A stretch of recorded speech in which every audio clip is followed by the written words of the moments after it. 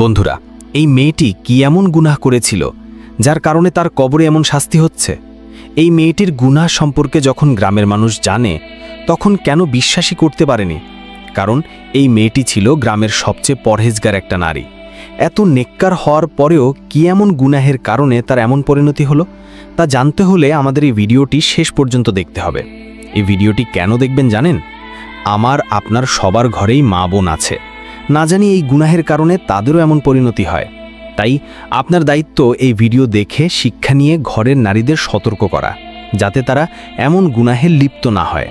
আমাদের আজকের এই চমৎকার ভিডিওটি না টেনে শেষ পর্যন্ত দেখুন এবং আমাদের ইসলামিক নলেজ চ্যানেলটি সাবস্ক্রাইব করে পাশে থাকা বেল আইকনটি ক্লিক করুন। পশ্চিমবঙ্গের মুর্শিদাবাদ জেলার এক পুরাতন মুসলিম গ্রাম ইসমাইলপুর। এই গ্রামের প্রত্যেকেই জানে সবচেয়ে ধার্মিক ও নম্র স্বভাবের মেয়েটির নাম সালমা খাতুন। সালমা ছিল গ্রামের নারী সমাজের গর্ব। পর্দাশীলা, 5 ওয়াক্ত নামাজি, নিয়মিত কুরআন তেলাওয়াতকারী, হাসি মুখে কথা বলা, এমন এক মেয়ে যার নাম গ্রামের ইমাম সাহেব মিম্বারে দাঁড়িয়ে বারবার বলতেন। আজকালকার মেয়েরা যদি সালমার মতো হতো তাহলে সমাজ বদলে যেত। সালমার চলাফেরা ছিল অত্যন্ত সংযত। সে কখনো হিজাব ছাড়া ঘর থেকে বের হতো না। গ্রামের বয়স্ক নারীরা যখন সালমাকে দেখত, নিজের চাদর ঠিক করে নিত। মায়ের প্রতি দায়িত্বশীল, প্রতিবেশীদের প্রতি সহানুভূতিশীল এবং দরিদ্রদের প্রতি দয়ালু। সালমা যেন তরুণীদের জন্য জীবন্ত আদর্শ ছিল। সেই কারণেই যখন একদিন সকালবেলা গ্রামে খবর ছড়িয়ে পড়ে সালমা মারা গেছে, তখন পুরো ইসমাইলপুর থমকে যায়। মা বাবা বলল হালকা জ্বর ছিল, তবে হঠাৎ রাতে নিঃশ্বাস বন্ধ হয়ে যায়। ডাক্তার কিছু বুঝে ওঠার আগেই সালমা না ফেরার দেশে পাড়ি দেয়। এই সংবাদ শুনে শত শত মানুষ দৌড়ে আসে সালমার বাড়িতে। কেউ কাঁদছে, কেউ চুপচাপ বসে আছে, কেউ আবার দোয়া পড়ছে। কেউ বলছে জান্নাত সালমার জন্য অপেক্ষা করছিল, আবার কেউ বলছে ফেরেশতারা এসে হয়তো তাকে তুলে নিয়ে গেছে। গ্রামের মসজিদের সম্মানিত ইমাম সাহেব নিজ হাতে জানাজার নামাজ পড়ালেন। জানাজায় এত মানুষের ঢল নেমেছিল যে কেউ কেউ বলছিল মনে হচ্ছে কোনো বিখ্যাত আলেমের জানাজা। পুরুষেরা শাড়ি বেঁধে দাঁড়ালো, মহিলারা পর্দা করে পাশে দোয়া পড়তে লাগল। সব কিছুই যেন নিখুঁত এবং সম্মানপূর্ণ। সালমার জানাজা যেন তার জীবনের ধার্মিকতার প্রতিফলন। জানাজার পর যখন সবাই ইসমাইলপুরের পশ্চিম দিকে কবরস্থানে গেল, তখনও কারো মনে সামান্যতম সন্দেহ ছিল না, এই মৃত্যুও যেন এক রহমত। কিন্তু বন্ধুরা, মৃত্যুর পর যে ঘটনা ঘটতে যাচ্ছে তা এতটাই অলৌকিক এবং ভয়ঙ্কর ছিল যা পুরো ইসমাইলপুর গ্রামের বিশ্বাস, ধারণা আর আস্থা একসাথে ভেঙে দেয়। সালমার জানাজার পর পুরো ইসমাইলপুর গ্রামের ধর্মপ্রাণ মানুষজন যখন তাকে দাফনের জন্য গ্রামের পশ্চিম পাশের পুরনো কবরস্থানে পৌঁছে যায়, তখন সবার মনেই ছিল প্রশান্তি আর তৃপ্তি। সালমা জান্নাতি মেয়ে, নিশ্চয়ই আল্লাহ তার কবুলিয়তের ব্যবস্থা করেছেন। সব আয়োজন শেষ, কবর খোঁড়া হয়েছে, মাটি প্রস্তুত। কাফনের কাপড়ে মোড়া সালমান নিথর দেহ গাড়ির কাপড় থেকে নামিয়ে গ্রামবাসী কাঁধে তুলেছে। চারপাশে সূরা ফাতেহা, সূরা ইয়াসিন, ফালাকনাস পড়ার আওয়াজ। কেউ কেউ কাঁদছে, কেউ দোয়া পড়ছে। কিন্তু ঠিক তখনই একটি ঘটনা ঘটে যা রাতারাতি গোটা পরিস্থিতি বদলে দেয়। কয়েকজন যুবক যখন সালমার লাশ কবরে নামানোর জন্য এগিয়ে যায়, ঠিক সেই মুহূর্তে একটি বিষাক্ত সাপ গর্তের পাশে দেখা যায়। প্রথমে সবাই ভেবেছিল কাকতালীয়, গ্রামের কবরস্থানে সাপ থাকতেই পারে। কিন্তু পরক্ষণেই আরও 2টি সাপ বেরিয়ে আসে, তারপর আরও 4টি। তারা ধীরে ধীরে কবরের চারপাশ ঘিরে ফনা তুলে দাঁড়ায়, যেন তারা পাহারাদার।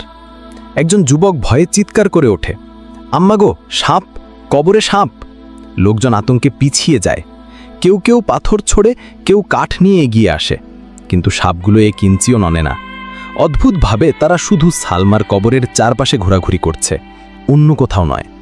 এরপর যা ঘটল তা আরও বিস্ময়কর। যখনই কেউ সালমার লাশ কবরে নামাতে চায়, তখনই অদৃশ্য শক্তি যেন ঠেলে দিচ্ছে লাশটিকে। লাশ পিছলে যাচ্ছে, মাটি তাকে গ্রহণ করছে না। ইমাম সাহেব নিজের হাতে তিলাওয়াত শুরু করেন, আয়াতুল কুরসি, সূরা ফালাক, সূরা নাস। তারপর জানাজার দোয়ার কিছু অংশ উচ্চ কণ্ঠে পড়ে বলেন, হে ধায়েরা, হয়তো কোথাও কোনো ভুল হয়েছে, সবাই আল্লাহর কাছে মাফ চাই, হয়তো কোনো কারণে কবরে বাঁধা আসছে। মানুষ দাঁড়িয়ে কাঁদতে শুরু করে। কেউ কেউ সালমার পক্ষ নিয়ে দোয়া করছে, হে আল্লাহ, এই মেয়েটা তো খুব ভালো ছিল, এমন হচ্ছে কেন? কিন্তু সেই মুহূর্তেই ঘটে আরও ভয়ঙ্কর দৃশ্য। একটি বিশাল আকৃতির কালো সাপ এসে কবরের কিনারায় ফনা তোলে। তার ফোঁস ফোঁস আওয়াজে পুরো কবরস্থান থমকে যায়। সবাই পেছনে হটতে থাকে। কেউ কেউ মোবাইল বের করে ভিডিও করতে চাইলে ইমাম সাহেব রীতিমতো চিৎকার করে ওঠেন, থামুন, এ কোনো দুনিয়ার খেলা নয়, এটা আল্লাহর পক্ষ থেকে একটি নিদর্শন, ভয় করুন আল্লাহকে। ঘন্টার পর ঘন্টা কেটে যায়। কবর আগের মতো খোলা, কিন্তু সালমার লাশ পড়ে আছে গাড়ির কাপড়ে মোড়া। রোদে পড়ে শরীর শুকিয়ে যাচ্ছে। আশেপাশে নিস্তব্ধতা আর বাতাস ভারী হয়ে ওঠে।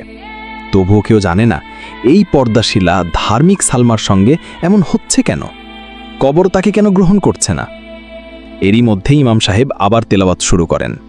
চারপাশে কোরআনের শব্দ ছড়িয়ে পড়ে, মানুষ কান্নায় ভেঙে পড়ে, কিন্তু তবুও সাপগুলো দাঁড়িয়ে থাকে আর একটিও মানুষকে কবরের কাছে যেতে দেয় না। গ্রামবাসীর মুখে মুখে ছড়িয়ে পড়ে নানা কথা, জিনের কাজ, আল্লাহর গজব, কোনো গোপন গুনাহ। গ্রামের পরিবেশ ভারী হয়ে যায়, আতঙ্ক আশঙ্কায় নিমজ্জিত হয় সবাই। তখন কেউ একজন বলে ওঠে, এক কাজ করি, সালমার কোনো ঘনিষ্ঠ বান্ধবী থাকলে তার সঙ্গে কথা বলা দরকার। কবরের চারপাশে তখন এক অস্বাভাবিক নীরবতা, বাতাস থেমে গেছে যেন। চারদিকে মানুষের চোখে ভয়, ভ্রু কুঁচকে থাকা মুখ, আর একটাই প্রশ্ন, সালমার মতো মেয়ের সঙ্গে এমন হচ্ছে কেন? যতক্ষণ যাচ্ছিল মানুষ ততই বুঝতে পারছিল এটার সাধারণ কিছু নয়।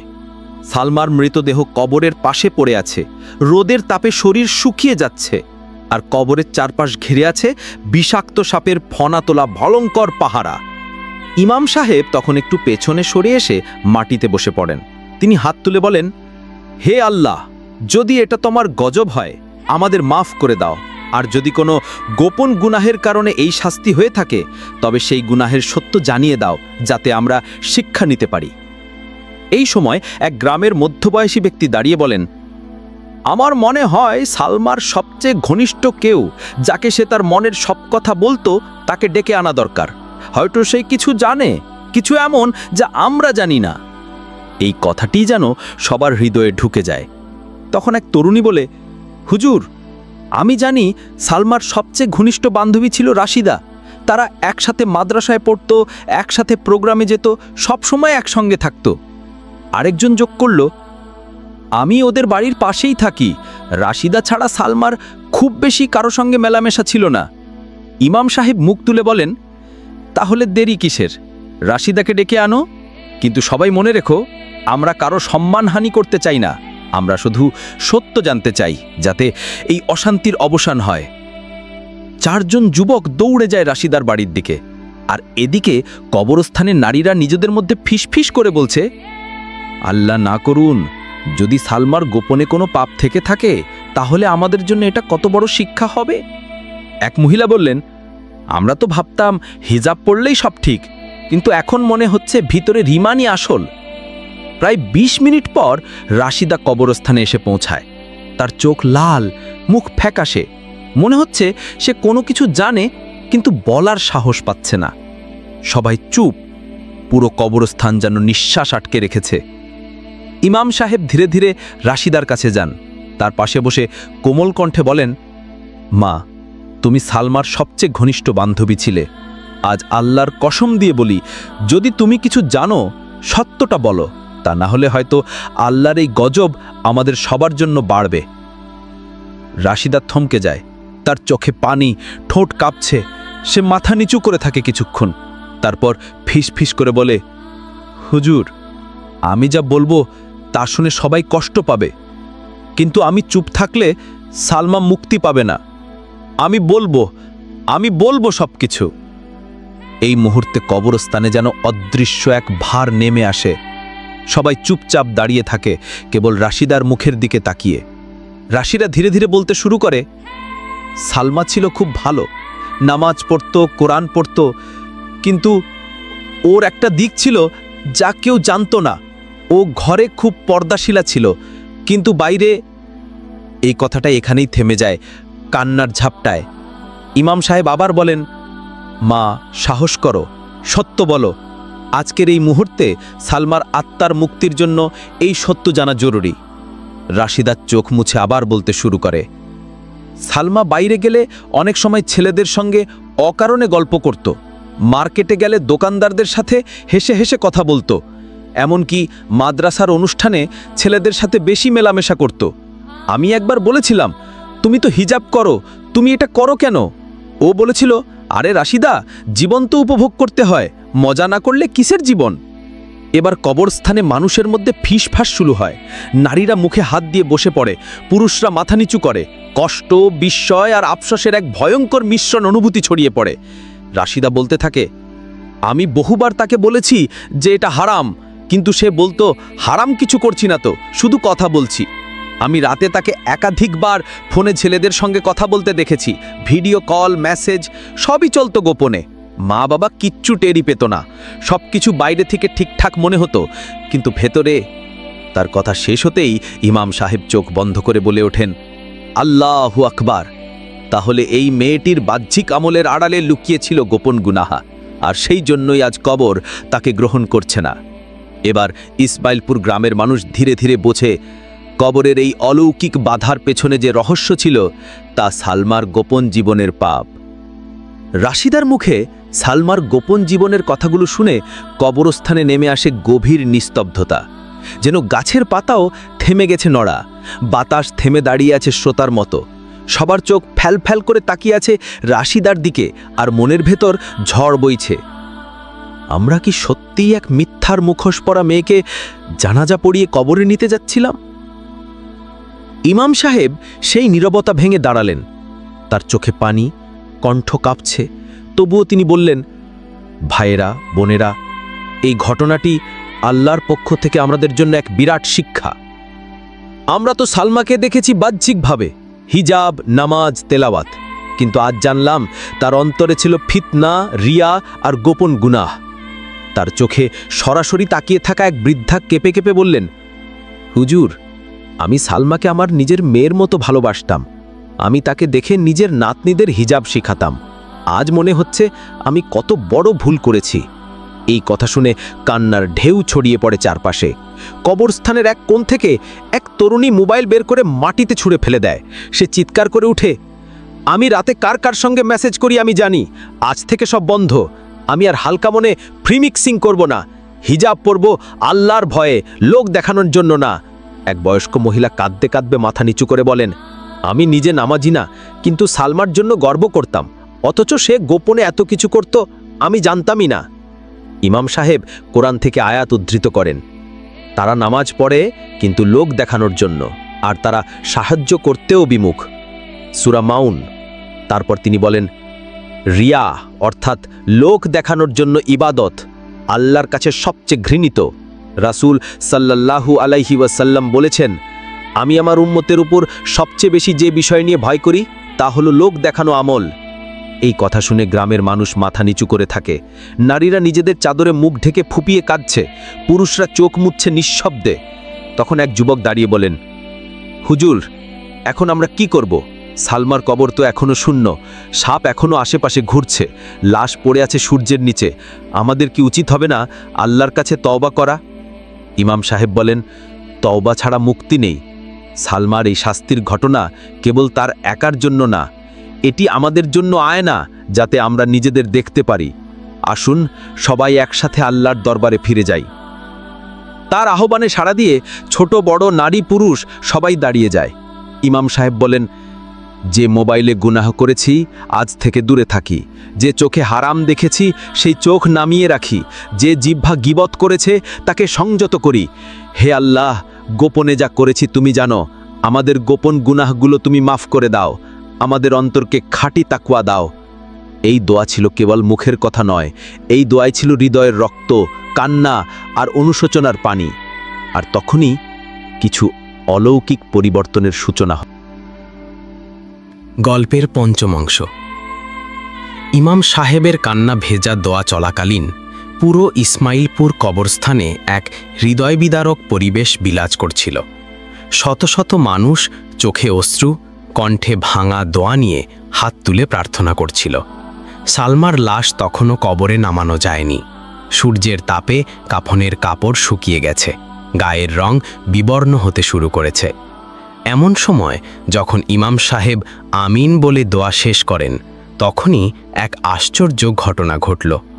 একজন যুবক, যিনি সালমার জানাজার কাঁধে ছিলেন, হঠাৎ চিৎকার করে উঠে বলে, দেখুন, সাপগুলো সরছে। লোকজন অবাক হয়ে তাকিয়ে দেখে সত্যি কবরের চারপাশে যেসব বিষাক্ত সাপ ঘুরছিল তারা ধীরে ধীরে মাটি ঘেঁষে পিছিয়ে যেতে শুরু করেছে। কিছু সাপ পাহাড়ি কবরস্থানের পাথরের আড়ালে ঢুকে যাচ্ছে, আর কিছু পাশের ঝোপের দিকে সরে যাচ্ছে। সবার চোখে বিস্ময়। অনেকেই চোখ কচলে দেখে, এটা কি সত্যি? এতক্ষণ ধরে যারা ফনা তুলে দাঁড়িয়েছিল তারা হঠাৎ কেন চলে যাচ্ছে? ইমাম সাহেব চোখ বন্ধ করে আল্লাহর দরবারে কৃতজ্ঞতা জানান। বলেন, আলহামদুলিল্লাহ, আমাদের তাওবা, কান্না আর দোয়া কবুল হয়েছে। আল্লাহ আমাদের এই শিক্ষামূলক গজব কিছুটা তুলে নিয়েছেন। এবার সাহস করে একজন যুবক সামনে এগিয়ে যায়। লাঠি হাতে নিয়ে কবরের কিনারায় দাঁড়িয়ে দেখে সাপ নেই। কবরের চারপাশ এখন নিরাপদ। অদ্ভুতভাবে আর কোনো দুর্গন্ধ নেই। হাওয়া কিছুটা ঠান্ডা ও হালকা। এখানে একটি পরিবর্তন চোখে পড়ে। আগের সেই ভারী ও আতঙ্কে ভরা পরিবেশ যেন হালকা হয়ে গেছে। বাতাসে এখন ভয়ের বদলে রহমতের গন্ধ ছড়িয়ে পড়ছে। ইমাম সাহেব বলেন, এখন দেরি নয়, সবাই প্রস্তুত হন। সালমার দাফন এখনই সম্পন্ন করতে হবে।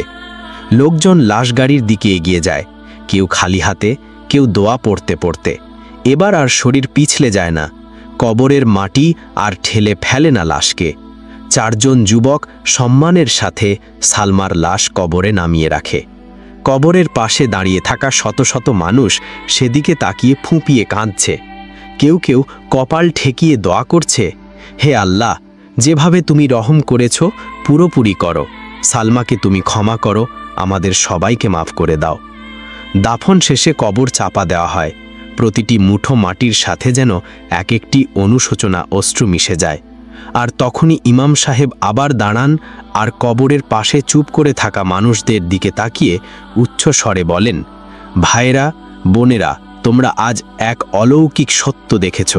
শুধু নামাজ, হিজাব আর বাহ্যিক ইবাদত নয়, আল্লাহ আমাদের গোপন জীবন দেখেন। আজ যদি আমরা তওবা না করি, নিজের জীবনের পাপের মুখোমুখি না হই, তাহলে আমরা সবাই একদিন এই কবরেই এই শাস্তি দেখতে পারি। তিনি আরও বলেন, সালমা ছিল একটি আয়না। আল্লাহ আমাদের সেই আয়নায় নিজের চেহারা দেখতে বাধ্য করেছেন। যারা দেখে ভয় পায় তারাই মুক্তির পথ খোঁজে। এই মুহূর্ত থেকে ইসমাইলপুরের মানুষ যেন এক নতুন জগতের দরজা খুলে ফেলে। কবর থেকে ফেরার সময় প্রতিটি মানুষের চোখে ছিল ভয়, হৃদয়ে ছিল তাওবার স্পর্শ এবং জীবনের প্রতিটি কাজের জন্য এক নতুন উপলব্ধি। এক বৃদ্ধা কাঁদতে কাঁদতে বললেন, আমি ঘরের ভিতর মোবাইলে যেসব পাপ করেছি আজ রাতেই তওবা করব। এক তরুণী তার বন্ধুকে জড়িয়ে ধরে বলল, চলো ফেসবুক আর ইনস্টাগ্রাম বন্ধ করি, আমাদের যেন সালমার মতো পরিণতি না হয়। একজন যুবক রাস্তার ধারে দাঁড়িয়ে বলল, আমি আর কোনো নারীর দিকে কুদৃষ্টি দিয়ে তাকাবো না। আজ আমি দেখলাম আল্লাহ কিভাবে গোপন গুনাহকে প্রকাশ করে দেন। ইসমাইলপুরের মানুষ একসাথে, এক হৃদয়ে, এক আত্মশুদ্ধির পথে হাঁটতে শুরু করে। তবে প্রশ্ন থেকেই যায়, সালমার মৃত্যুর এই ঘটনাটি কেবল ব্যক্তিগত শাস্তি ছিল নাকি একটি বৃহৎ সামাজিক বিপ্লবের সূচনা? সালমার দাফন শেষে ইসমাইলপুর গ্রামের মানুষ যখন ধীর পায়ে কবরস্থান থেকে ফিরছিল, তখন আকাশে সূর্যটা ঠিক আগের মতোই ছিল। কিন্তু তাদের চোখে ছিল ভেজা আঁচল, মুখে নীরবতা, আর অন্তরে ছিল এক অদৃশ্য বিপ্লব। পুরো গ্রাম যেন স্তব্ধ। কেউ চিৎকার করেনি, কেউ হাসেনি, কেউ ফোনে কথা বলেনি। সালমার জীবনের গোপন অধ্যায়, কবরের অলৌকিক ঘটনা, সাপের ঘিরে রাখা কবর, রাশিদার স্বীকারোক্তি, কবরের গজব এবং শেষে আল্লাহর রহমতের ফিরে আসা, সব মিলিয়ে এটি ছিল একটি ঐতিহাসিক দৃষ্টান্ত। এই একটি ঘটনা পুরো ইসমাইলপুরের মানুষকে বদলে দিয়েছিল। শেষের রাতে ইমাম সাহেব ঘোষণা দেন, আমরা সালমার জন্য দোয়া করব। হে আল্লাহ, তুমি যেভাবে আমাদের শিক্ষা দিয়েছ ঠিক সেভাবেই সালমাকে ক্ষমা করে দাও। তুমি দয়ালু, তুমি ক্ষমাশীল। পুরো গ্রাম, শিশু থেকে বৃদ্ধ, একসাথে হাত তুলে দোয়া করে, হে আল্লাহ, সালমাকে তুমি শান্তি দাও। তার ভুল গুনাহ আমাদের জীবনে আলো হয়ে এসেছে। আমাদের সবাইকে তুমি রক্ষা করো গোপন পাপ থেকে। বাহ্যিকতা নয়, আমাদের অন্তরের তাকওয়া দাও। আমিন।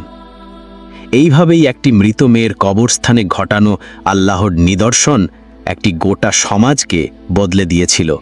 শুধু একটি মৃত্যু নয়, এটি ছিল আল্লাহর পক্ষ থেকে একটি শিক্ষা, একটি আহ্বান, একটি বিপ্লব।